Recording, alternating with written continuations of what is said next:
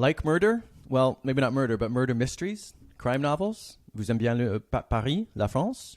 Do you like Paris, France?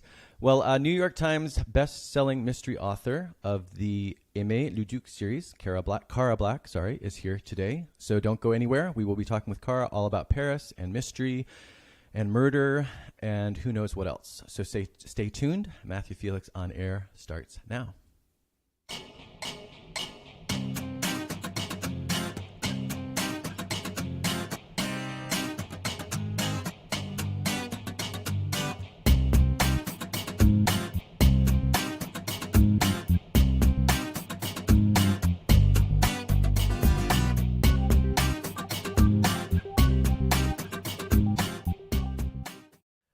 Welcome to Matthew Felix on Air, people who create, people who make a difference, coming to you from San Francisco, California. Hope you had a great week.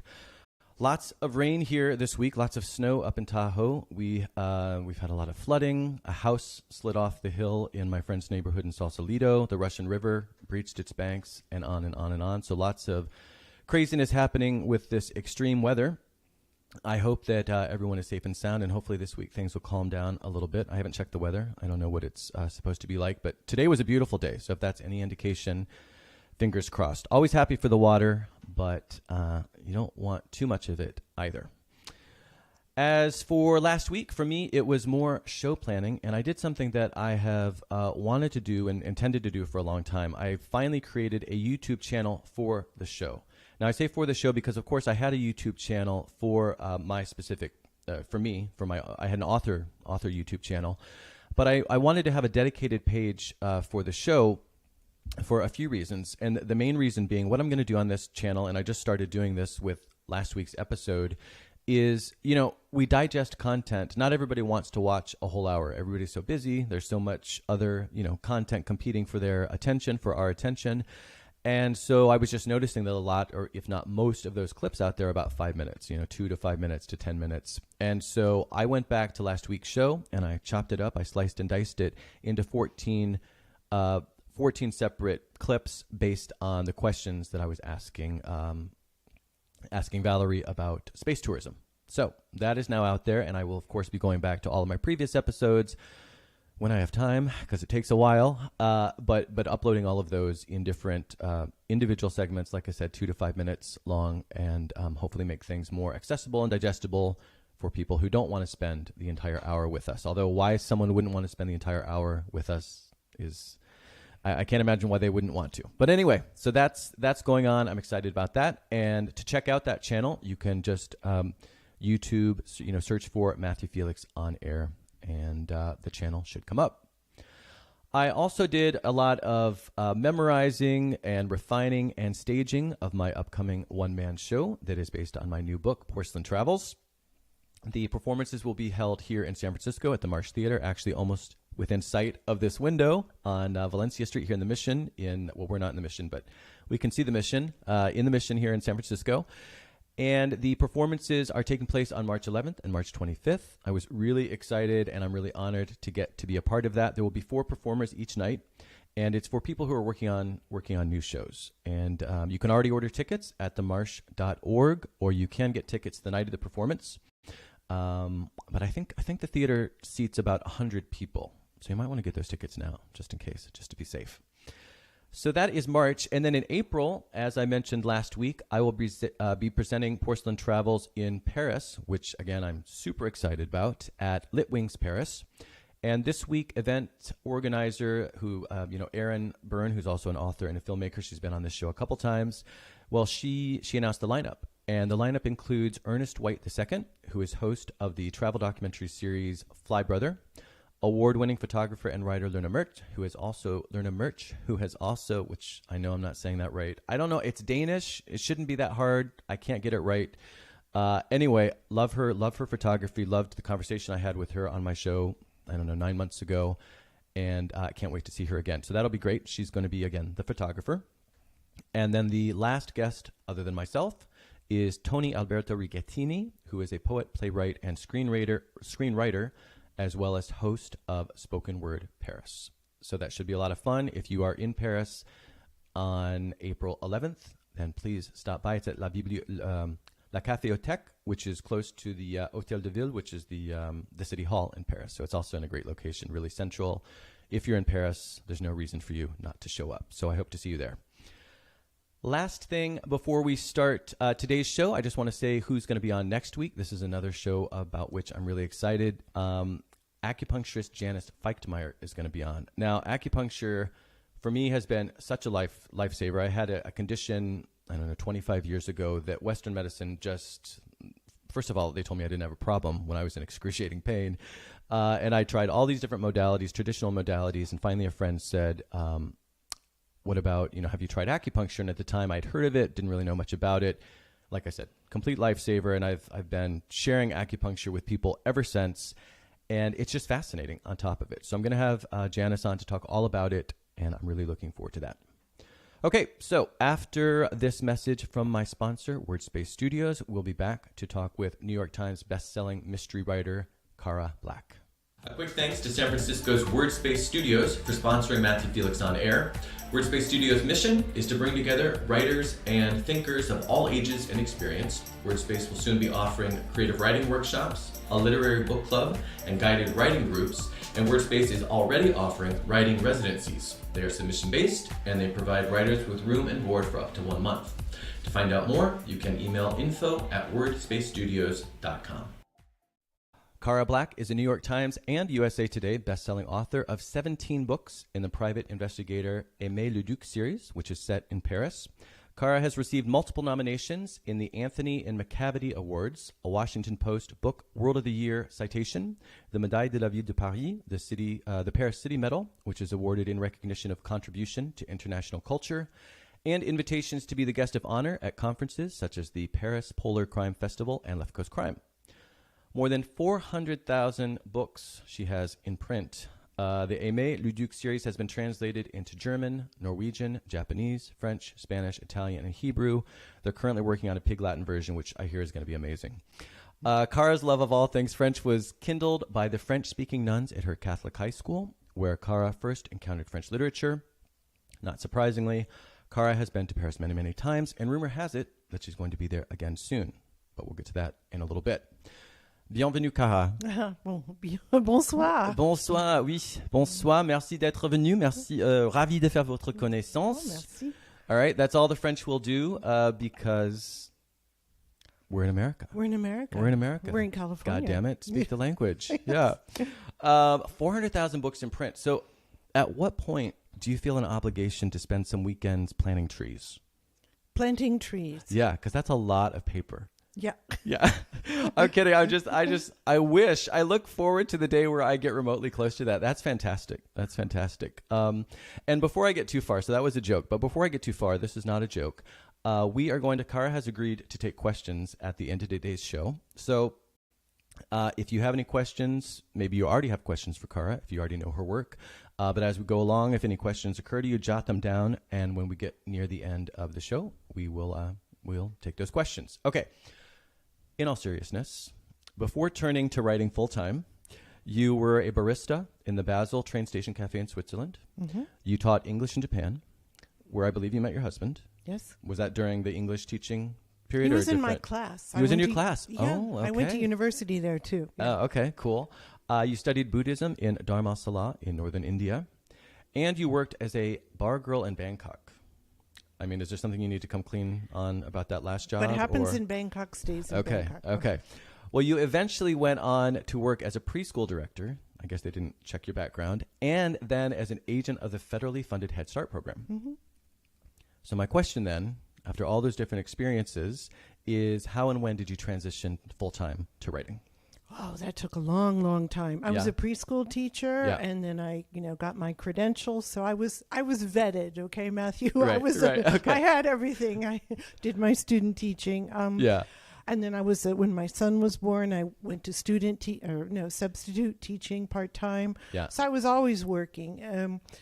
Part time teaching until 11, 12 books in. Yeah. Oh, you were teaching even while you were writing all those books. Mm-hmm. Oh, wow. My son was great. And you had a son that you were raising. Yeah, but again, he got into he got into school, and I could work when he was in school.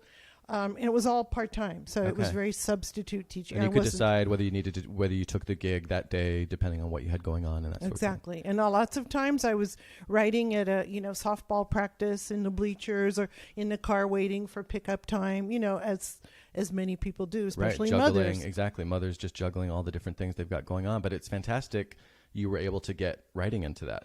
I mean, because that's great. Was it mystery from the get-go? Have you always written mystery? Yes. Yeah. Yes.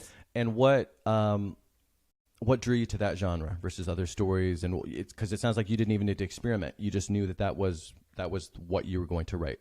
Well, I knew I wanted to write about a story my friend told me about her mother, a hidden Jewish girl in the Marais during the German occupation. Right. I didn't know how to frame that story or how to tell that story.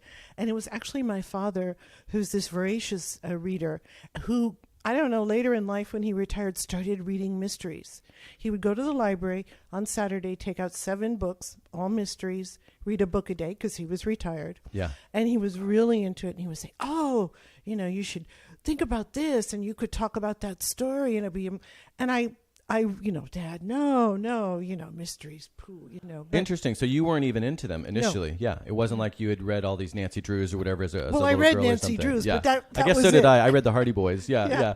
But yeah, it wasn't your thing. Mm-hmm. And he's bringing all these books home, and he was encouraging you to get into mystery. Yeah. And he was saying, you have this incredible story. What better way to frame it? And I liked that when I started reading, of course, mysteries, and Sarah Paretsky, who started kind of trailblaze for female writers, Marcia Muller, who lives up in the North Bay. And it was like, you could tell this story, and it wasn't just a whodunit. It was, social realism, socioeconomic status. It was so much more. But I loved the framework. Mm-hmm. Something happens. There's an inciting incident. Usually it's murder.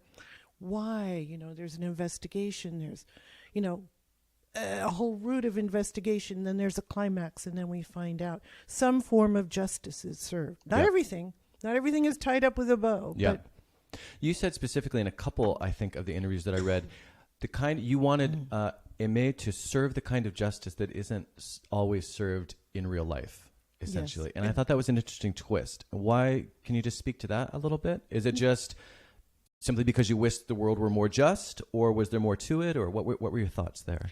I think it's an every person kind of thing. I mean, I think one day I was going out to get in my car, and somebody had winged me really bad, and I had to take it in. It was $100 deductible for nothing, and then it was just like, that's it. I want can't Aimée Leduc come and get that person? Or, isn't there someone, there's all these things we suffer in life that we have to take on the chin and keep on moving. And there's so many people who can't afford, a lawyer, can't afford someone to keep hounding. A lot of times in bureaucracy, you've got to keep going and going until you get an answer. Right. And a lot of us just don't see justice in our lives. And I thought, this is someone, she would help that person. Yep. Yep. And I did see graffiti once in Paris in the metro, and it translated to "The true heroes stay anonymous." It's not done for glory or for money. It's done because it needs to be done. Right. I like the underdog, right? Yeah. Yeah. Definitely. So it's always been mystery so far as the genre, but then it looks. I was wondering before I saw your entire the entire series. I hadn't looked at all the other titles yet. I was just reading the current one, Murder on the Left Bank, and I wondered, does she always do murder? And then of course I looked at your other books, and every one is murder. So why murder? Why not? Well, because there are so many other types of crime, right? So you could have had Aimée fighting a whole bunch of different things. So what, or is that maybe just the answer? Why not? It just worked, and it's fascinating, and you just went with it. Maybe there wasn't a reasoning behind it. It just worked. All the stories come organically. So Murder in the Marais, it was like. And then when you think of a murder mystery, the stakes have to be high to make it compelling, and a compelling story for the reader. And what is the thing what happens when someone steps over the line and kills someone? Everything has changed. Everyone's life has changed, and there's a ripple effect, and it just goes beyond. That's sort of the ultimate crime, murder. Right. And you may do it because you've been, committing crimes in other ways, and now someone has to stop it, and they step over the line. So it just sort of came like that. It Yeah. raises the stakes. And the people that do it are probably desperate. They're pushed to the limit. It makes for a good villain, too. Yeah. Do you think, would that be your answer to this question, or would you have something else to add? Because my next question was going to be, and like I said, maybe you just answered it, maybe not. Why do you think as a culture, and maybe it's not even just a culture, maybe it's just, maybe as humans, why do you think we're so almost obsessed with murder? And what I mean is, we look at the TV shows, every other TV show is a detective or even a hospital or a police or every other show, excuse me, practically on like network TV at least. And so, and it's always fascinating to me because it's not just people who love violence or who love horror that are watching those shows, right? It's very mainstream, likes murder. There's a fascination with murder. So is it just kind of what you just said? It's the extremity, it's the fascination with the psyche, or do you think there's more to it, sort of culturally societal? Yeah, I think it's a way to get answers, that you can see in a book, in a show, that you do get an answer, and in real life we don't get answers. Often. Yep. And nothing is really resolved. So there is a finite. Plus, it's also escapism. Let's face it, this is entertainment. It's a way to watch something horrific happen in the, reading in your bed, safe, or, on your couch watching. You can, vicariously, enjoy it. And I think they're really good books. I mean, let's face it, every novel has a secret or some crime usually at the core. It's, and maybe it's not focused on the murder, but there's something there. Right. That's why we're reading. Yep. And it's a way. I don't like gratuitous violence. I don't read it. I don't write it. Mm-hmm. And I think it's more about suggesting and hinting. Yes. But it's also that when something like this happens, what do you do? What would you do? We can all ask ourselves that. And we probably can't help ourselves even from asking ourselves that. Right. Right. If we're there and you've drawn me in, I might not necessarily want to be there looking at this crime scene, but if I'm there with you and you've taken me there, I don't have a choice.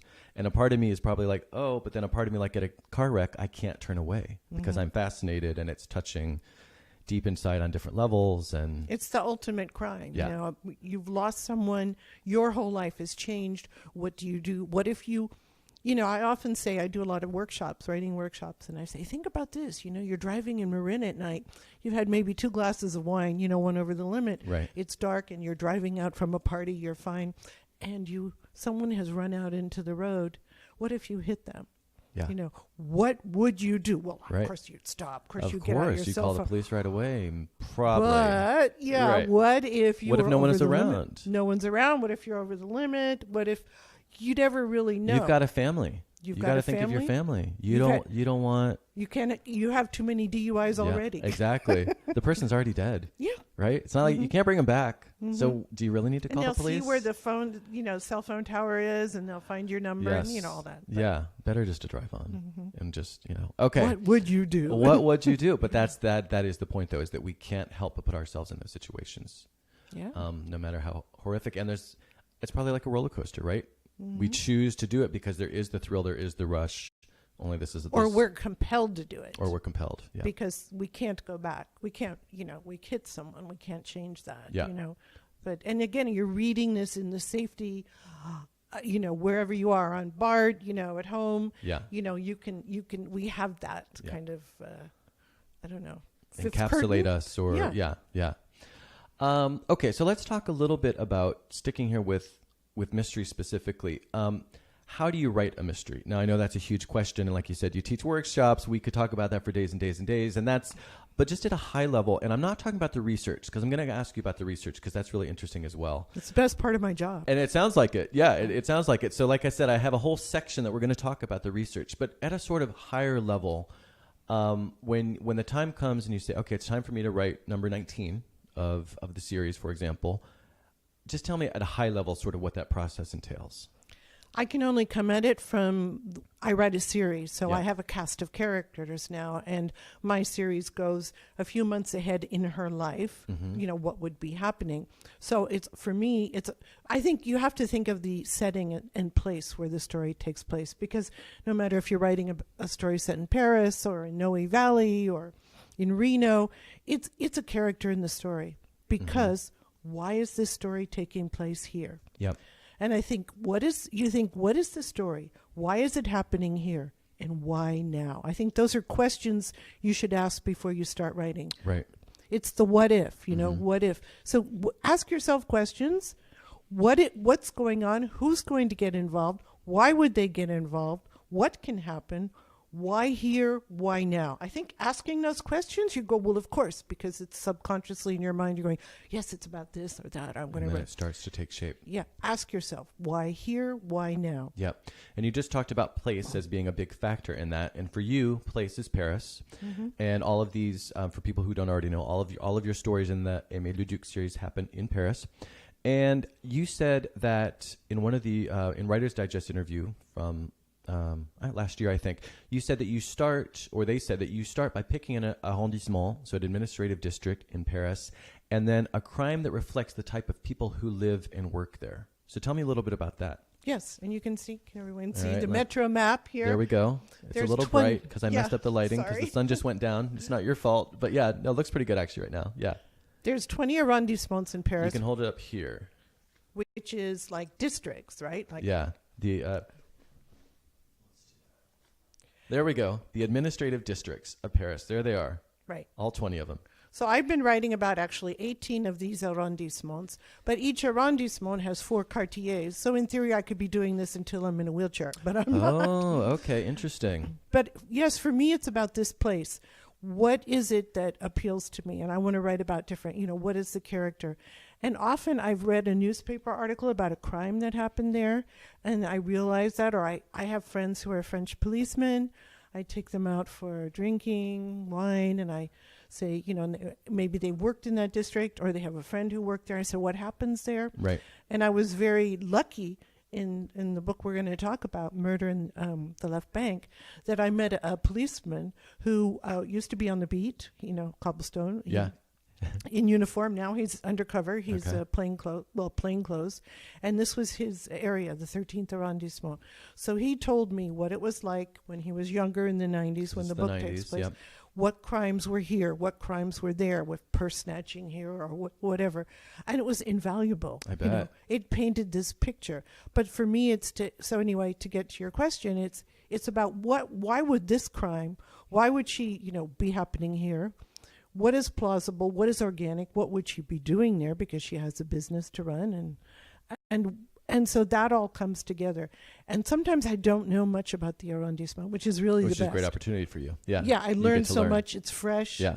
That's how I feel about this show. Is like I said, I haven't read murder for a long or mystery for a long time, and it was great to have this opportunity to get back into it because it's not,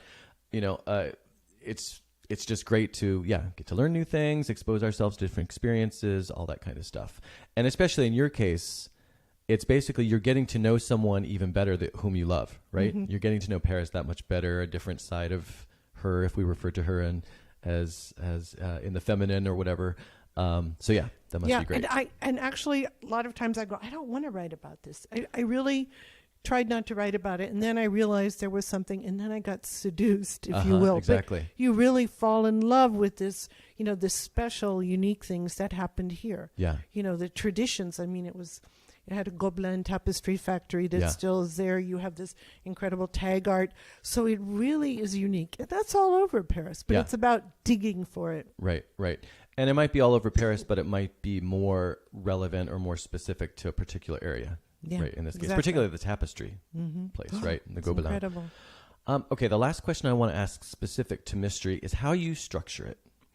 And again, high level, because that's a whole art. But, my reading a mystery, I'm thinking the whole time, how do you keep all these strands together? How do you confuse me, the writer or the reader, and then bring it all back in a way that, one, it seems like it'd be easy to make mistakes.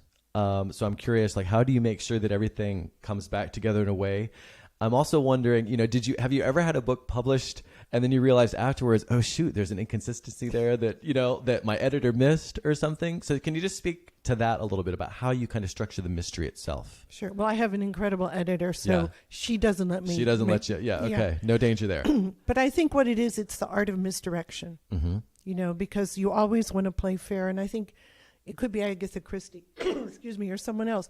But you want to get the protagonist, usually the villain, in there at the beginning, and introduce them or have them there, throughout the book. So at the end, we don't have twins. No twins.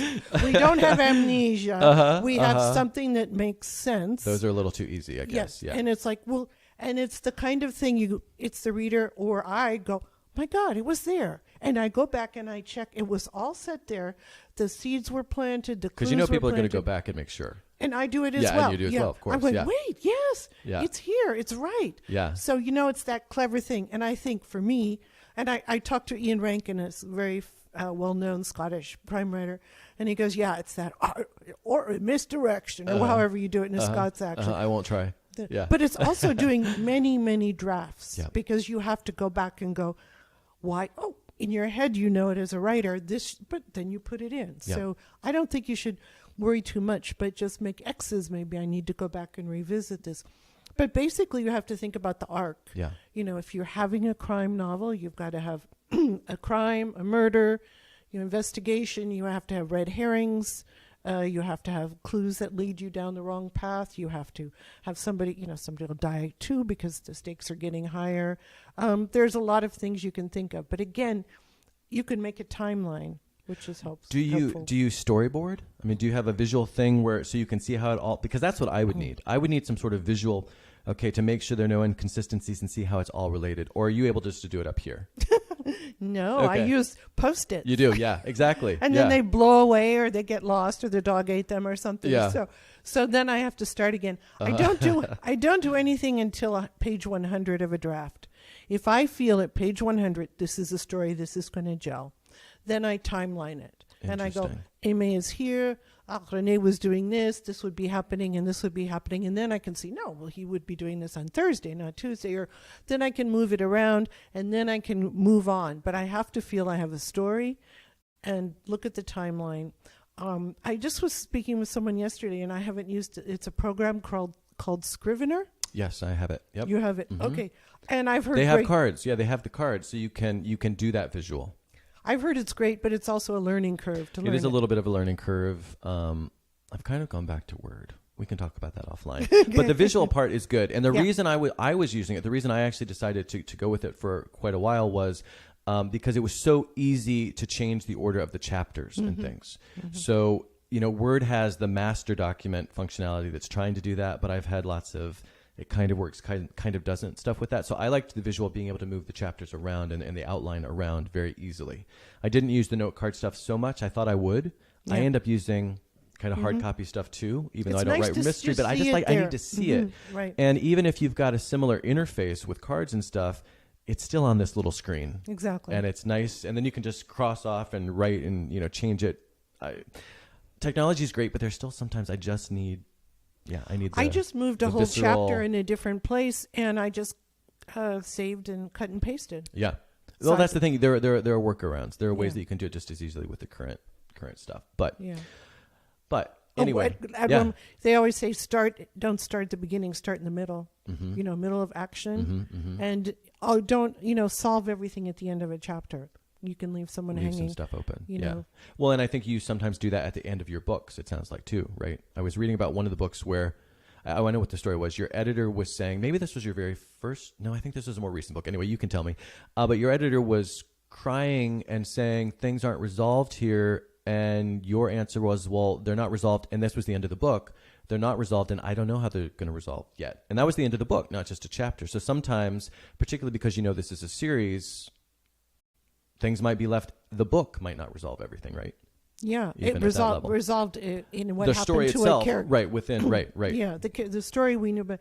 And so then she said, good, write a prequel. Right. So I did. I wrote that's Murder what it was. on the It was Cape. about how you ended up writing the prequel, which was a couple books ago, I think. Yeah, 2 or 3 I was books ago. like 12 books into the series before I wrote a prequel. Let's do the backstory. Okay. Yeah.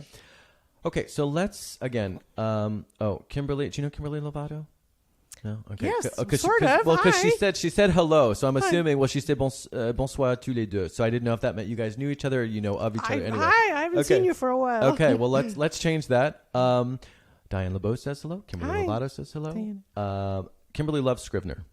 So we'll have to have a round table and decide whether we should. I would love be to. going I back would to love to Scrivener. hear about Yeah. Scrivener Okay. because I'm sure it really works. Yeah. You know. Yeah. Like you said, it's just, do you want to put the time in for the learning curve, and is the payoff enough? For me, like I said, I kind of went back to Word. Yeah. So, okay. Next subject here is we keep talking about Paris. We're going to keep talking about Paris for the rest of the show, no doubt. But I want to talk specifically about Paris now. And I'm not going to ask you the origins of your love affair with Paris, because every interview I read with you, you already had to answer that question. So I'm going to answer it for everyone. Her love affair of Paris started. You can add something if you want. But her father was Francophile. She had an uncle who lived in Paris. She went to a Catholic French school where it all got started for her, right? Anything to add? Basically, yeah.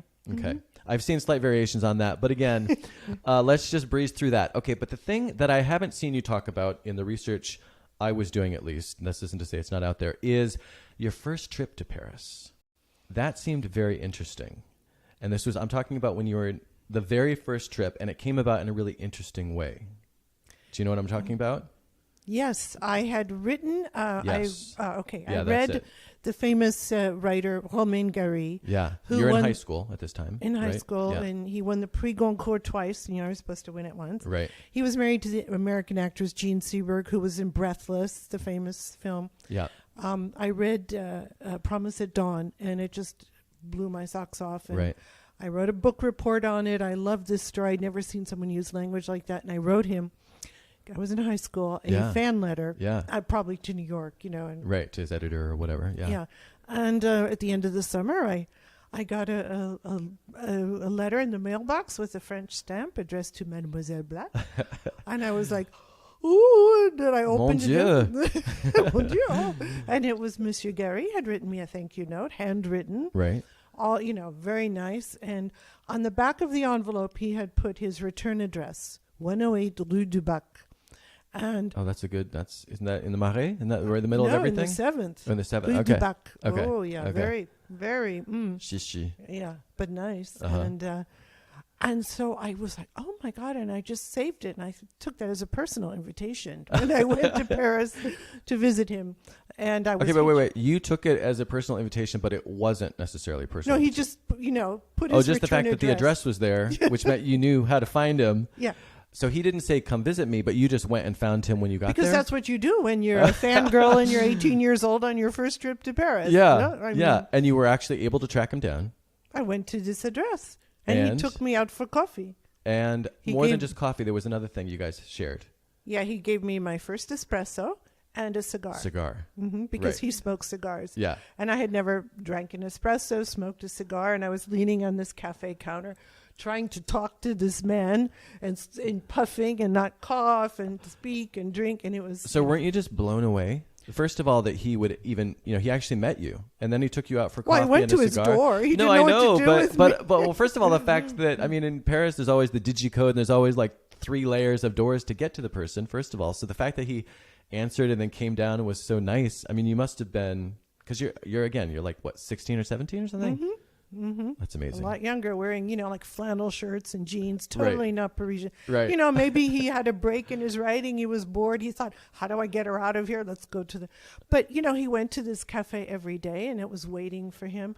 So it was this incredible honor. Yeah. And, there's so many things I wish I had asked him, but I was. Well, that was my next question. Did he share any big writing nuggets or anything that really lasted, or it was just a nice, friendly encounter? It was incredible. He was complaining about his roof in his house in Spain, and his child Jean Seberg had just left him. Okay. So his young boy, who's older now, was being raised by the Spanish nanny. So there was a lot of things in Spain, and I should have thought, but what did I was just couldn't speak. No, that's very fantastic. very kind, very generous. All right, well, I just love that story. So, okay, let's talk now about research. Like you said, this is one of the best parts, if not the best part, about your job. And I saw lots of different cool, interesting things about how you go about your research. So I'm just going to let you share a few and kind of see where we go with that. So what would you talk about with regards to the research and what you like so much about it? Well, I have to do it in Paris, number one. Yeah, so that's a good place to have to start. Right. Yeah. For me, it's about, I'm basically trying to put my reader on the street in the high heels, the stilettos of my detective. Yeah. What she is feeling. You're going to feel what kind of weather it is. You're going to hear the clip clop, on the stilettos on the cobbles. You're going to smell the butter from the bakery. You're going to hear that horn or the siren, right? Or smell the diesel. You're going to be on that street. You're going to see the newspaper headlines with what's happening that day at that time. And again, my books are set in the 1990s. Yep. So what's happening that day? Especially when I did Murder on the Quay, the prequel, it was like 1989. The weekend the Berlin Wall fell in November. And we had just had our little shake and bake here. Oh, that's right. Yeah. The Same big time. earthquake. Yep. Yeah. The bridge collapsed, and yep.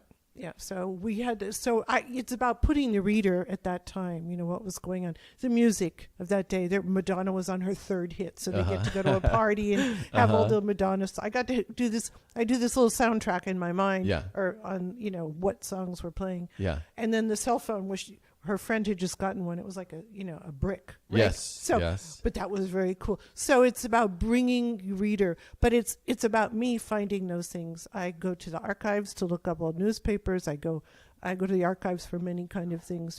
And each arrondissement has its own archives, I think. So you can get very specific information related to that particular. Right. If I want to see what that newspaper looked like. And I go down to Stanford to the library, and they have the Le Monde and Microfiche. Oh, okay. So I can tell you that day what the weather was, who was visiting, what dignitary, what strike was going on. Because as you know, there is always the strike in Paris. At least one.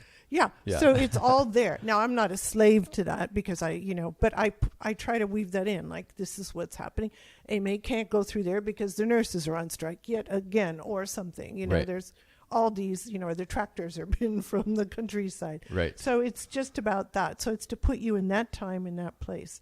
And then, of course, I do research. My last trip, I was very lucky to go to the police laboratory where they check the DNA from the blood samples. Oh, wow.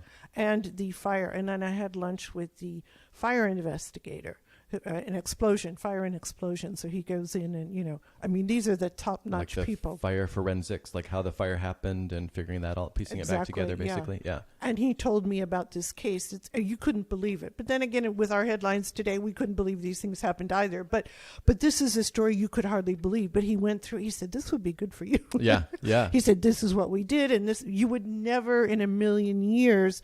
But of course, at the end, it all made sense because it really happened. Right. So sometimes I get these golden nuggets, this gold I'm given, like I could really write about that because it happened. But of course, I fictionalize it and put it in that time. So I do a lot of research like that. I walk around the block, maybe many times. My husband is like, I'm going to wait in the cafe because I don't want to see how that grate in the street looks. Yeah. Does he go with you usually when you Not go? Not often. Yeah. No, he's learned. Like, he's learned. He learned. Yeah. If I can't, forget it. Because I said I'm working. What can I tell you? Right. But it's also me just going there at different times of the day. Get off the metro. Right in the morning, people rushing to school, the crèche. In the midday, who's there? In the evening, people coming home, going for an apéro or whatever. The it's sounds just are different. The activities, the light, everything's different depending on the time of day. Yeah. Different kinds of people. Yeah. Definitely. One thing that I read that you did that I like is you take your digital recorder a lot of times to record the sounds. You have that with, you just use your phone my now. iPhone now. Yeah, you just use the iPhone. To, yeah. Mm-hmm. Yeah, but I think that's yet another great use of technology, right? But it also speaks to how important the sounds and the sensory experience is, as you just got done explaining, for bringing the reader into whatever the character is experiencing. And the nuance of conversation. I can't remember everything, but if I'm in a cafe, I've ordered a coffee and someone comes in and they're having, and then there's the whoosh of the milk steamer. The man who's bringing in the cartons of the wine, he's like arguing with someone in the back, and it's coming over, and they're doing the juicer and all that noise. And I'm sitting there and I'm like, I'm so in the moment, but I can't write I just record it. Right. So when I come home and I'm writing, I play that back and I'm back in that cafe. Yeah. I used to not take photos when I would travel because I just wanted to be in the moment. But then as digital photography came into being and when I started writing about places that I was visiting, everything changed, and I do it for that exact purpose, because one is I want to be able to experience the moment. I do want to observe and stuff, but I might want to kind of look into some of the details later. And so I'll just take the camera, and then it's less about taking pictures for pretty pictures. For me, it's similar to what you're doing with the recording is, okay, wait, where was that table relative to that entrance relative?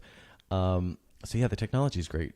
For all of that. And sometimes I pretend I'm on the phone and I record people on the bus.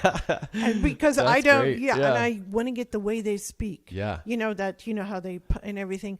And one time I was on this bus with this older man and a young woman.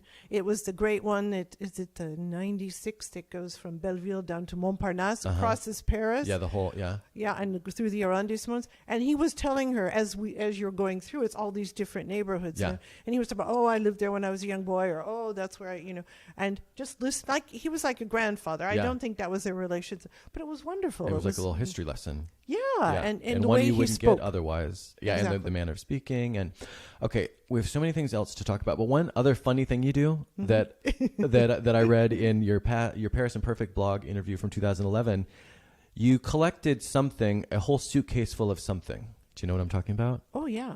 What's that?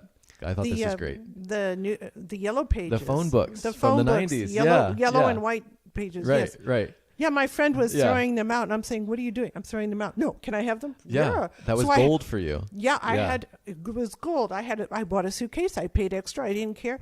I had, so I can look up people's names. And in the listing in those books, which are the time of my stories, I can go and look. Okay, she needs to go to a dry cleaner in the 7th, and I can look by dry cleaner by arrondissement. Now they may not be there now, or it may have changed. It doesn't matter if they're there now, though, right? Yeah. But again, it's plausible. It's like there was a dry cleaner, there was a cafe. It could have moved or whatever. Even the metro stations, like the entrances and exits, may have changed sometimes, or the bus stop is moved. But you're pretty solid. Yeah, there. yeah. So that's a lot of the research that we've talked about has been more sort of not cerebral, but more sort of external. Thank you. And so, but you also do a lot of hands-on research, and there are some funny anecdotes that have come from that. Are there any circumstance or any situations that you would just throw out? Because I read several that, a lot of the situations you occasionally find yourself in are very much resemble what we might see in an Aimée Leduc book, right? Because can you just throw a couple? I have them in my notes. If you don't have any off the top of your head, but something tells me you probably do. You mean when I lied and said I wrote for a very famous, world-respected newspaper? Yes, that was one of them that I had. Yes. Okay. Well. I did, and we were not saying who it is, and I just said I was a correspondent, and I had, I really wanted a meeting. I wanted to tour this facility, which is a reservoir in Paris in the 16th arrondissement upstairs, and so they didn't ask for credentials. I just kind of breezed my, will you send us the article when you're finished? Yeah, of course. Yeah. And as a return the favor. Yeah. So, I've done that. And then they got a novel in the mail instead. Yeah. Kind of. You're like, if you get to page 250, you'll see it. But you also have ended up in sewers. All the time. Yeah. Tell us about the sewers. There's a lot there. So just quickly kind of touch on the sewers, because you've got friends who go down into the sewers, and that just sounded like a whole fascinating. Again, we talk so much about things that you might see not being a tourist. Well, this is really taking it to the next level, I think. Can you just touch on that? Sure. And it's not just the sewers, because there's so many levels. Layers. There's the metro, there's the optic cable, tunnels, there's but the quarries, and, they always say Paris is like a Swiss cheese. Underneath, it's full of holes, as you know, the quarries. So there's the underground, which is not necessarily wet, under the sewers. And I've gone often with the cataphiles, who are, they call them, it comes from catacombs, people who go through the catacombs. But we're not in the catacombs here. We're going underground into the other limestone, layer. And the cataphiles, and we go in and you climb around, and it's illegal, but then you get caught, and then the catafliques come and there are catafliques spécialisés in the catacombs. That's funny. Yeah. Well, I guess it's not funny. I guess they need to have that. Yeah, because you so could many get people hurt are doing stuff down there and get hurt, and and you get tickets if you're interesting. But I've often gone in there, and Aimée goes in there, and I think that's just fascinating. You know, and I've had a friend. He wears a crowbar in his sleeve. Well, that was one of the things that I had in my notes that was fascinating, and so that he can just whenever lift up the manhole and just go down into wherever they want to get? Because you said he's got like a group of friends that do this. It's yeah, totally. kind of a thing or whatever. Yeah, it's a thing, and they're quiet about it. But he had this crowbar, and we just pulled up a manhole near the Arc de Triomphe, and I'm going, there's a blow. He said, come on, hurry. And we went down, you know. So I saw above ground and below ground, 16th arrondissement, very posh.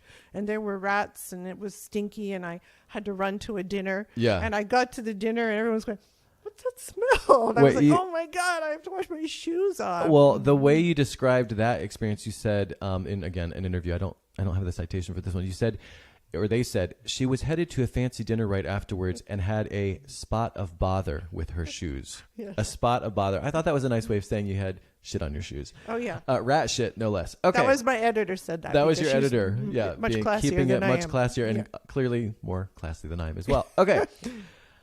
All right. There's so much more there. I'm sure there is. But let's get... Oh, no. There's one last thing. Sorry. There is one last thing I want to ask that is specific to Paris because I really liked and I could relate to this quote. You said in a last year's Writer's Digest interview, quote, despite her knowledge of Paris, she admits, quote, I'm always an outsider. So can you speak to that a little bit? Because you have such a history there. You spent so much time there. You speak the language. You know the place is better than most Parisians, probably, in all reality, right? In some respects, most Parisians have not been in the different layers, subterranean layers of the 16th, for example. So despite all that, though, you're aware of always being an outsider. So thoughts on that? Yeah. I'm neither fish nor fowl. I'm very familiar. Yeah. I feel very at home in a way.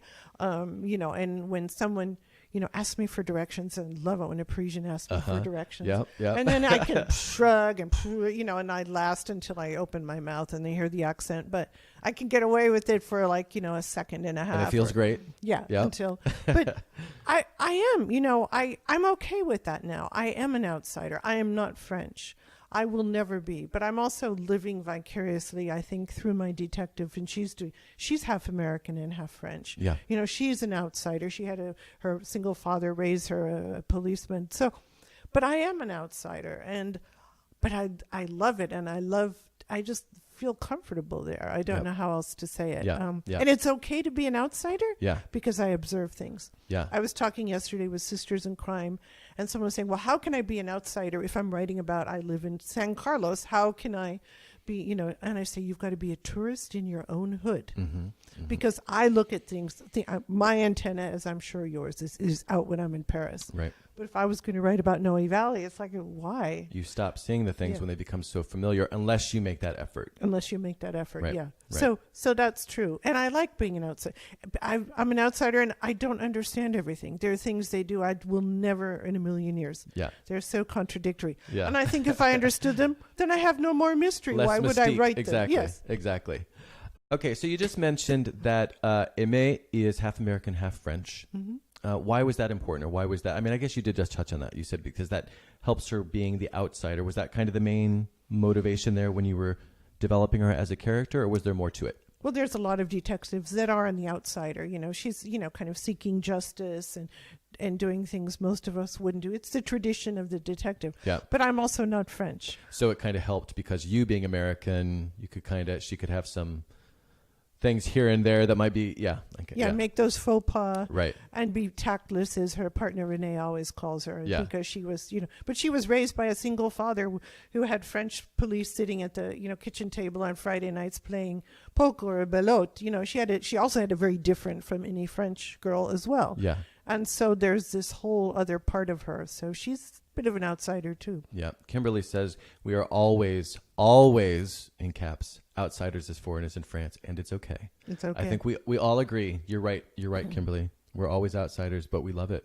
and we're okay with that. And beyond okay with that, it's kind of, in some situations, advantageous, particularly when you're writing about it. Okay, just tell me really quickly, for people who aren't, because we're way behind, but that's okay. Because this is so interesting, which is why we're behind. Because I am watching the time, and I'm just letting us get behind. But just tell people who haven't met Aimée yet. A little bit more about her. Besides the fact she's an outsider, she's half American, half French. Just give us a little bit of an idea of who else she is. She lives on the Ile Saint-Louis because that's So where I would jealous. like to live. Yeah, exactly. Yeah. It's a sagging 17th century Hôtel Particulier, a townhome her father bought after World War II. It's, you put in a hairdryer and put on the chandelier and the fuses go. Right. So, it's got a lot of... That happens in one of my stories. I just gave Cara my book, and that exact thing happens in my chambre de bonne, which is servants' quarters in Paris. I use the hairdryer and the fuse blows. Yep. So that is clearly a real thing that happens. It's a real thing. So anyway, but continue. she has- Sorry. Yeah. And she took over the detective agency, Leduc Detective, when her father passed away, Yeah. was murdered, and in a mysterious bomb explosion. Place Vendôme. Wait. And his father, so her grandfather, Claude, started the detective agency. Is that Morbier? No, that's not No, Morbier. he's Morbier her is godfather. That's right. Yeah. Her father's first colleague on the force. Yeah. But so Aimée took it over and turned from criminal, which she was trained, to computer security, and runs it with René Friant, a computer hacker extraordinaire. Mm-hmm. It's based on the real Duluc detective, yeah, on Rue yeah. du Louvre. Yeah. And Martine, who runs it, I sort of stole her history, and she's okay with it now. Yeah. But I'll see her in May. And You take people to the agency to meet her when you do your Yes, tours, I she's think, so right? wonderful, Yeah, so she's yes. totally into it. And Yeah, and probably appreciates the she's the been, shout out or the yeah. just the nod their way, and the referencing her whole family's tradition and that establishment. Yeah. Yeah. That's And cool. Aimée is taller and thinner than I am. She has a two-soled chic. Right. And she doesn't have a car. She walks or takes her bike. She has her pink Vespa. Pink Vespa. Who needs yes. who needs a car when you've got a pink Vespa? Mm-hmm. Although now she's got the bébé. Yeah. Well, there's a little thing that There's a Renee little- made for the baby. A yes. little panier for a panier de bébé. Yeah. hand rigged. Yes. Yeah. Okay. Fingers crossed. I Yeah. hope Renee knew what he was doing. Uh, Okay. So one question I have about Aimée is the same character for 20 years. So because you're coming up on 20 years, congratulations. By the way, you. you're coming up on 20 years. So any thoughts on that? Clearly you're not getting bored with Aimée. And so how do you keep that relationship going and keep it interesting and fresh, both for yourself and for readers? Because 20 years is a long time. It's a long time, but Yeah.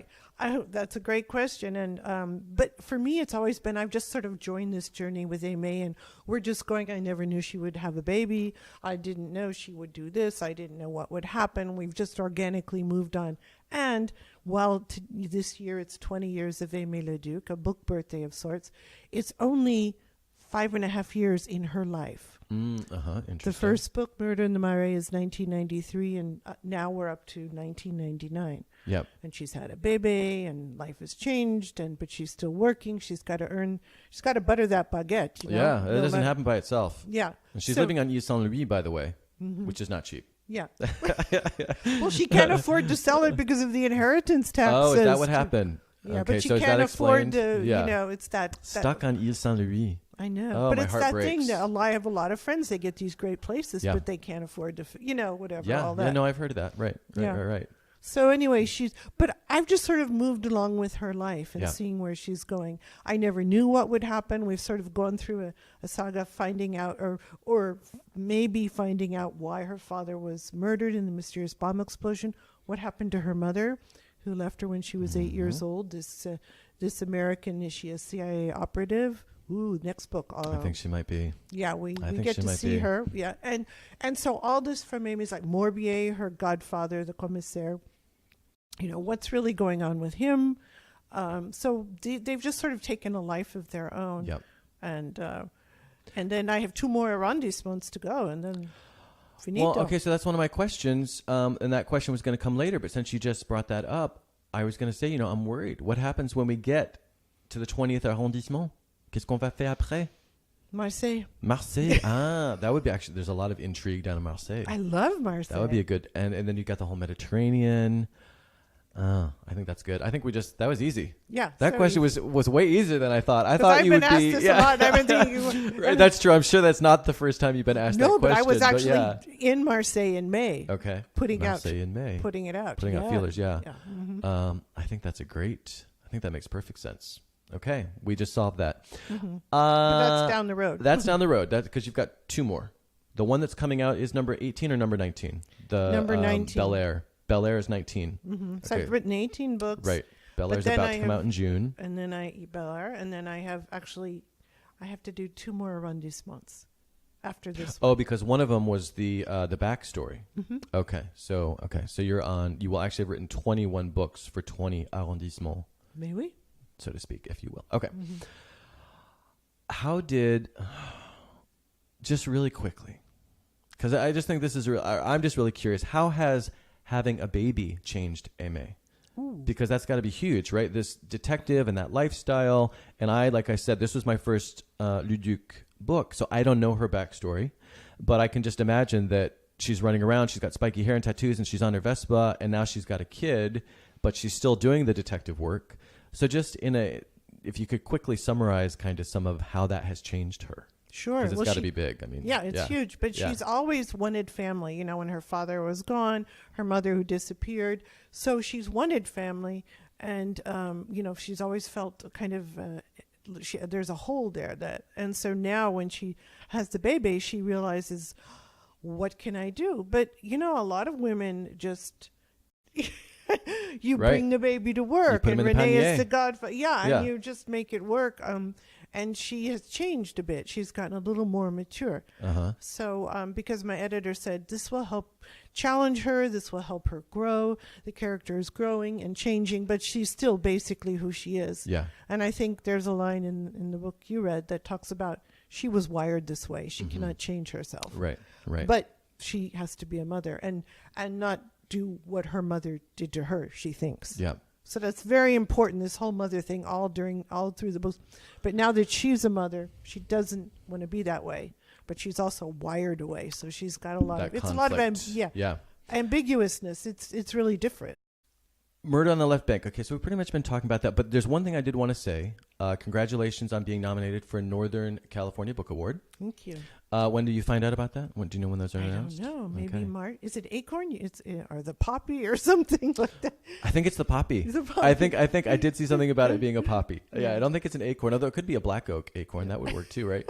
Okay, so congratulations on that. Thank you. But many other great authors are in there too, so I'm just happy. Hey, we're taking it one step at a time here. We're taking it one. The point is, you got nominated. It's an honor to be nominated. We always say, right? Of course. Okay. We talked about the Leduc already. Okay. One thing you did for this book is you actually went to Cambodia, and part of it is because there's a Cambodian the Khmer, right? And so I was going to ask you specifically about that trip, but I think instead I'm just going to ask you, in the interest of time, about history. Seems to be very important, and the cultural backgrounds of the people, and sort of representing what Paris is today in addition to its past. And so maybe tell us why you felt the need to go to Cambodia, and how just in general you suffuse the stories with the different histories, modern and from before as well, because there's a lot of from way back in the one that I read as well. Yeah, it's a secret from World War II, but that sparks it off. No spoilers. Okay. Yeah. And but yes, Cambodia. Well, I've always wanted to go to Cambodia. My whole family. We went. We had a friend who worked for the UN food program in Bangkok. He was retiring, and he said, "If you're going to come and stay with me, you got to come now because I'm retiring." So we went and stayed with him. There was a whole group of us, and we went to Cambodia because it's right there, and to see Angkor Wat. We went up country. We went through where there are still mines. Everything is not demined. Yeah. We went and we saw incredible. Angkor Wat and all these incredible things. But when we were going with someone, they're saying you have to be careful. Even now, after all these years, we went to the Mine Museum, and I could talk forever about that. But there's this incredible tiny French influence left because the French, it was a colony. Yeah. And they have the road markers, if you remember. They look like tombstones. They used to have them in France, Yeah, just the 12 traditional kilometers to Saigon, or not Saigon, Phnom Penh or whatever. Yeah. I was always looking for those. They have still some old villages, École de Garçons, And then they have in the market in Siem Reap, there's baguettes. Mm-hmm. And I'm saying to my son, see, the French influence, see. And he goes, oh, you're making, I said, no, you know. No, But some things get integrated into the culture. totally. Right? And it was only And the a older baguette. people who would remember French and speak French, but a Yeah. lot of them are gone, right? Because of the Khmer Rouge and what happened. So when I was in Paris and in the 13th, which has this very big Asian, it's not Chinese, it's an Asian population, la sort of petite like Asie. us. Yeah. The Vietnamese, the Cambodian, the Laotian, the Thai. So it's the Petit Asie. And so when there were the Cambodians there, I was really interested. Who would these Cambodians be? They would be young because their parents would have left in the 70s to escape from the Khmer Rouge and all that. And I really wanted to talk. So what a young woman who was probably born in Paris and, but has all that background. And they are living in those, those tower blocks. So. Mm-hmm. What's the HLM. HLM. Yeah. Not the most beautiful of buildings, Yeah. but So I really wanted to bring that out because I thought it was really fascinating. Right. Okay, so tell us quickly about the new book, Murder in Bel-Air, coming out June 4th, 2019. Is that still this June 4th? And so what can you tell people about it so that they can't help but run out and buy it? It's set in an arrondissement you might not have gone to because Okay. there's not many monuments. It's in the 12th arrondissement. And people say, what's in the 12th? It's very residential. Okay. Okay, it's on the way to the Bois. It's over there, back on the right bank. Uh-huh. It's on the way. It's behind Bastille. If you're going to Bois de Vincennes, it's also where the viaduct is, the Promenade Plantée. Yeah, that's what I was going to say. Yeah. Mm-hmm. Gorgeous. Yeah. My Yep. friend's mother lives there, so I've stayed there many times. I've gone to the cheese shop with her. She takes me around, and where my friend went to school, there's an old Folie, which is like what do you call it? A little pleasure pavilion from. I don't know what that is. Those 40? little anyway, they're small. They're like a little hunting lodge, mini, because they all used to be countryside. Yeah, from way back when again. Way back, yeah. the Kings, and there's Place de la Nation is Mhm. right there. Yep. So it's not a place, but there's the second private cemetery in Paris is there. What's the name of that one? It's the Cimetière de Picpus. I never even I know, heard that. Yeah. and it's where Lafayette is buried, Okay.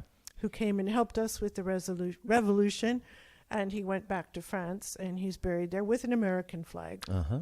And during the Second World War, the Germans left the American flag on his Oh, grave. interesting. Yeah. And also, it's where there was a lot during the Revolution where they chopped their heads off. They guillotined, they brought them and buried them where this private cemetery is in pits. Okay, because they were the commoners. Right. Yeah. So lots of history in that cemetery. Yeah, lots of Interesting. convents. Yeah. It's got a lot going on. Okay. And murder.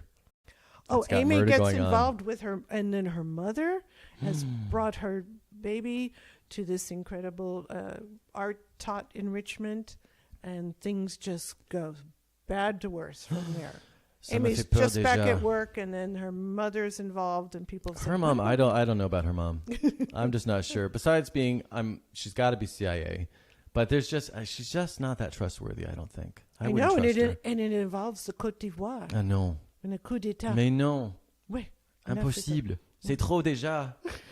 Okay, the last thing we're going to talk about, we have some questions. So the last thing we're going to talk about, though, before we get to the questions. So thank you, Kimberly, for sending in a couple questions. And if anyone else has questions, please let us know. We're about to get to the questions. But before we do, you do some, I mentioned this earlier, you do some tours to Paris. You have one coming up May 11th through the 18th. Your October one sold out.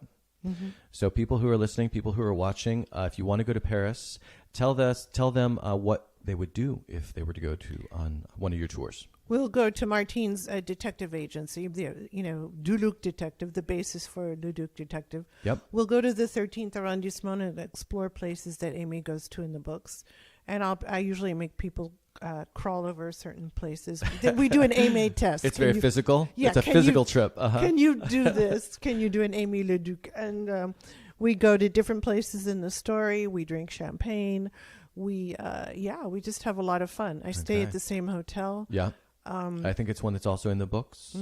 Well, I wrote a story where Aimée has a chase scene down the street from the hotel. And when we stayed there, I wrote about this 3 books ago. Oh, so. And you didn't put 2 and 2 together until you were there? And yes. Wait, this looks really familiar. I think I read about this. Oh, maybe I wrote about this. Yeah. I had a great chase scene there. Yeah. It's fun. We go do that. Yeah. So okay. It's a lot of fun. You see another part of Paris you wouldn't see normally. You know? Do you take them into the subterranean?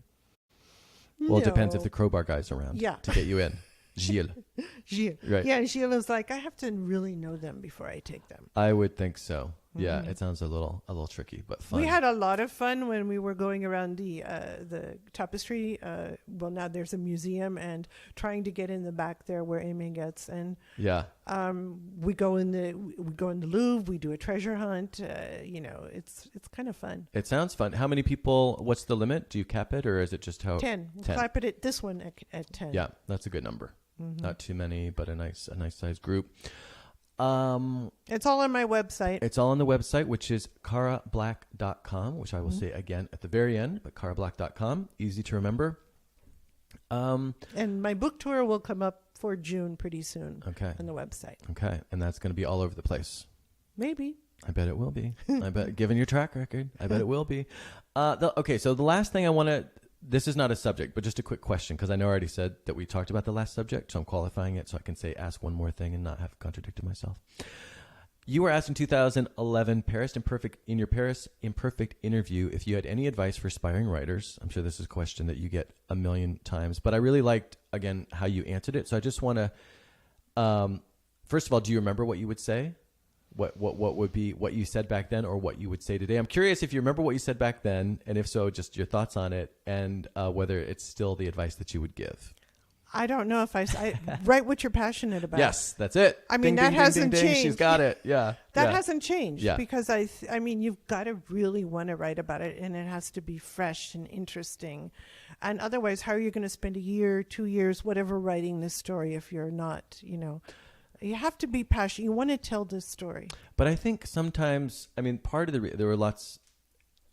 So often the simple answer is the right answer, right? And it's like, well, yeah, of course that makes sense. But I do hear so many writers. There's the writing groups where they make themselves write together, and I'm not saying it takes a lot of discipline. So that aspect I get of it, or I get, but still, to me, my reaction oftentimes to that sort of thing is, but don't you love it so much that you want to do it? Because for me, I'm just so often I need to find the time and place to do it. It's not about the inspiration or the passion, and that's it.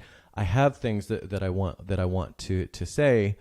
I guess everybody's process is different in things, though. But well, I mean, I sit down. I don't want to write it. I mean, it's hard to write. But I'm not saying it's always easy. Yeah. But the passion to write is I have to tell this story. I want to tell this story, or like, I never thought of it that way. How can I find the answer? A lot of times, I think for me, writing a book is trying to find the answer. And I especially wanted to know a lot about the Cambodians and how Paris today, in the 13th arrondissement, you have these tag artists, this modern tagging, and then you have this 15th century Gobelin tapestry factory. Right. And so and they're on the forefront, of art and, this special craft. And how is that, keeping the tradition? Yeah. And I actually became friends with a woman who's a tapestry weaver at the Gobelin. And we're friends on Instagram. And well, that means you're real friends. Yeah. That means you're real friends then. So, it's kind of fun. She's young, but she does these traditional design. She's qualified. She's an artisan, and we had to, study a long time. But I think that's so unique. We should look at it. And I didn't realize till I was writing, it's got these two it would seem opposite poles. But the mayor funds tag artists. It's incorporated. They really like it. The mayor of the 13th arrondissement, which is fantastic, right? But in the book you talked about I don't know if this happened in real life or if this was just in the book, where they were going to do a tapestry of the tag art. Was that you, or did that really happen? That was kind of me. Yeah, but that's a perfect way of bringing those two together. Right, that's what I wanted to talk about. And I don't think there's any reason it wouldn't happen. Right, exactly. It was completely plausible. Okay, but would be nonetheless interesting and shake things up a little bit. Okay, we have a couple questions. We're completely over time, like I said, but that's okay because no one's kicking us out. But Kimberly Lovato has a question. She said, will Aimée ever leave Paris, and will Cara ever leave the mystery genre? Oh, those are two questions. Two big ones. Well, she might leave if she has to go to Marseille. Well, that's true. Yeah, I guess we touched on that. So it would still be, but that's an interesting point. It would still be Aimée if you do Marseille. Probably. Yep. But I am also working on my editor's encouragement. She said, "Why don't you write something else?" And so I'm about to send in final edits for a historical suspense. So the new Aimée Leduc will come out this year, and the historical suspense will come out in 2019. I'm way back there. You're still in the 90s. Yeah, 2020. Okay, and that is not Aimée. No, it's a standalone historical suspense. Great. So yes, so two good questions. It's like having a palate cleanser, trying something different, which has been very scary. But I want to do it, and I think it's a good way to grow and stretch. Absolutely. And then go back to Aimée, because there's more things I want to say about Aimée. Yeah. And then maybe I'll do another one, and then another Aimée. So it's right, branching out, but still sticking with what you love and want to develop further and still explore further. Yeah, exploring. Yeah. I love that. Thank you, Kimberly, for the questions. Wait, did we answer? We answered both. Yeah, because we said you're going to branch out, and and you'll leave. Yes, so we're going to Marseille, and yes, you're leaving the mystery. Not leaving, but you're branching out from the mystery and genre returning, returning, branching and coming back. There's a little island in the stream there. Okay. Diane LeBeau says, congrats. Hi, Diane. Wow, 20 years have flown by since our small writing group. And she says, curious if you still follow your old pattern, 6 months in Paris researching and 6 months writing. So it sounds like you don't do that. But what's, sorry, the bigger question, what's a secret to your discipline and continuity? That's a great question. Thank you, Diane. Yeah. Well, having a contract is really good. It's like there it you needs go. to be done. That was an easy answer. Sure. Yeah. It's really about putting the derriere in the chair. Yeah. And I can't be, inspired by the muse. But I think when I get sort of stuck or when things are happening, I go back and read what I wrote, the day before, which I'm sure you do. Many people do. Right. And then I think about why is this hard? And I go back and look, where is this in the story? Of course, I don't know the end of the story. And I look at what's happening, and then I go, and this is, what is the villain doing? Because the villain in crime fiction is the architect of the story. We wouldn't have the story if there wasn't a crime committed. You're chasing their story and figuring out, unraveling their story. It's like peeling an onion. Only we have the... Somebody else planted that onion. Yeah. The detective comes in or the police come in when there's a crime. Yep. And then they have to go and investigate. But they're kind of unraveling what happened before, to get to that point. And then meanwhile, the villain is throwing all these red herrings and stopping and making anonymous calls and whatever, chasing the throwing you off to la stop them. piste. Yeah. But they're they have to go back. Why did this happen? How could this have happened? Right. So it helps in my genre to go back and go, he's not sitting still. Whoa, he's got so much at stake. Let's see what he's doing, off scene. So that helps me especially. Yep. All right. Thank you. But I think the beginning answer really was very succinct. The contract and a deadline, that makes me stay focused and disciplined. It's a job. Yeah. It's a job. Yeah. Okay, the last question we have here is, has Cara had the same editor for 20 years? I've had two editors. And the first editor was Laura Hoska, who founded Soho with Yuri Yurkevich, founded Soho Press. And she was my editor. She was roll up her sleeves, red pencil, kind of before. And she lived on the Upper East Side of Manhattan. And she would get on the number 6 from this publisher and go up there and be working on her manuscript in the subway. And she wouldn't know what to do now when you can send it electronically. And then Laura taught me so much. It's a great editor. Really asked me questions. I think a great editor is asking you. I knew which questions to ask. Which question? Is this what I'm like? And so it makes you think and you answer it. And then Julia Grams, who's became my editor after Laura passed away. And Laura's daughter, Bronwyn, who's also a writer, took over Soho Press. So we're still in the family. Still in the family, yep. Not unlike the detective agency. Yes. There's a theme here. Yeah, and Julia Grams is my editor now, and she just had a baby. And so... Congratulations, Julia. Yeah, and she has a new book. She wrote a book, having a baby, writing a book, buying a house, getting married, like all at once. In her book is coming out in May. Wow. The 7 or 8 Lives of Stella Fortuna. And that's fiction or nonfiction? Fiction. Fiction. Oh, Said okay. about her Italian grandmothers who I met at her wedding. Uh-huh. You got to read this book. Okay. 7 or 8 Lives of Stella Fortuna. But so anyway, she's been my editor. I mean, that's not a crime novel. So. Yeah. But yeah. Okay. And right now she's like, did you mean this or why did this happen? I'm like, oh, I know it in my head, right? Didn't I write that down? Yeah. I thought I wrote that down. Yeah, that wasn't clear? There. No, but it's here. Yes. Yeah. That's why we need the outside, whether it's an editor or beta readers or your writing group or whomever, we have to have someone on the outside. Exactly. We have to have someone on the outside. We are out of time.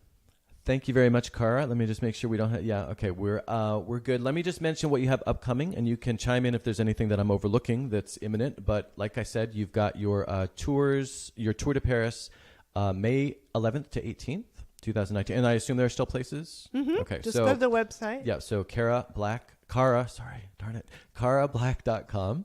February 22nd, you're at the College Marin. Talk about your books or writing in general, or what are you doing with them? Yeah, I think I'm talking about Murder in the Left Bank. Yes, next week, actually. Okay. So for people who are local, College of Marin, February 22nd, next week. In March, you will be at the Tucson Festival of Books. Yes. You're going to be on a couple of panels, including La Crème du Crime. Did you name that? The crime of the cream of the crime. Did you name that? Maybe. Yeah. No, I don't know. Someone did. But I love that. I'm stealing it. Ouais, c'est marrant. And then last, but certainly not least, May 9th through 10th, you'll be at Crime Fest in Bristol, England. UK. Have you been to that before? Yes. It's a great conference. A great I haven't been for a while, but I really want to go. Okay. And get to see the British authors I really admire. You know? Yeah. I get to fangirl. Girl fan, fangirl. Yeah, it all works. With those British authors, like, woo! All right. I really enjoy it. I read in the genre, so it's also fun for me. I bet. And I bet there's just lots of exchange of ideas and going back and forth. And yeah. All right. And then you jump over to Paris from there, it sounds like. Yeah. And then the new book, June 4th. Murder in Bel-air. Murder in the Bel-air? No, Murder in Bel-air. We're not in Hollywood. No, right. we're in the Bel-air quartier of the 12th arrondissement. Of the 12th. All right. I know. Thank you, Cara, very much for being here. This was a lot of fun. Like I said, I had even more questions, but I think we covered a lot of ground, and I learned a lot. And thanks for the opportunity, like I said, also to get back into the mystery genre. Now I have... now I have 18 other books I need to read. 18 other books. Yeah. But you know what? I mean, your pace is so great, and they just, I mean, they're very, so that won't be a problem. I'm not worried about it. I'm up to the challenge. I'm up to the pleasure. So thank you very much. Thank you, Kimberly, Diane, everyone else who's been chiming in here. And, thank you. For joining and for the questions. And you've got a couple more books coming out, so let's do it again. Okay. I look forward to that. All right. That's all for today. Thanks again. À tout à l'heure. À la prochaine. À la prochaine. J'aimerais bien. Thanks again to my guest, mystery author Cara Black. Thanks to Wordspace Studios for hosting me. They are, again, at wordspacesstudios.com. Next week, we're going to learn all about something, like I said at the beginning of the show, that I've been passionate about for a long time and that's fascinated me for a long time and really helped me for a long time, which is acupuncture with Janice Feichtmeyer. Thank you for watching and listening. If you like the show, please share on social media and subscribe, rate, and review wherever you happen to watch or listen. It makes a huge difference, and I really appreciate it. For more about me, my website is MatthewFelix.com, and links to my social media, books, including my new one, Porcelain Travels, other podcasts, and all the rest can be found there. If you have any comments, ideas for the show, or just want to say hello, I would love to hear from you at FelixOnAir at MatthewFelix.com. Thanks again for watching and listening, and have a great week.